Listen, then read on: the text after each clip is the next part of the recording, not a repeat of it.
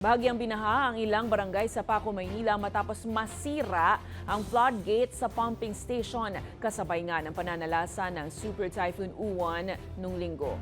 Binigyan ng Department of Public Works and Highways ang kontraktor ng 14 na araw para ayusin ang naturang infrastruktura. Ang balitang A to Z, hatid ni Naomi Almojano.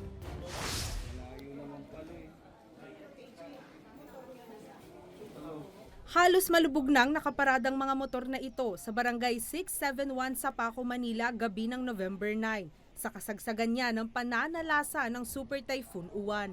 Pero hindi ito basta tubig-ulan lang dahil umagos na tubig ito mula sa nasirang floodgate sa Paco Pumping Station.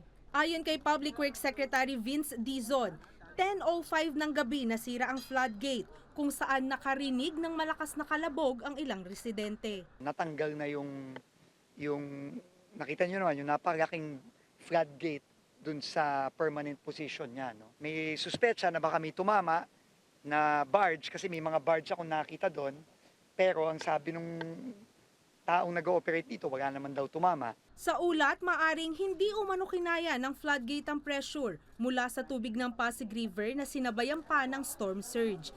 Nagmistulang lawa tuloy ang lugar at halos hindi na nakatulog ang mga residente sa takot. Apektado rin ang barangay 672 at 674. Lahat po kami nagulat dahil ang bilis pong tumaas ng tubig at saka hindi lang po basta ordinaryong kulay ng tubig, ng baha. Ito ay talagang napakaitim, mabaho, na talagang matatakot po kayo.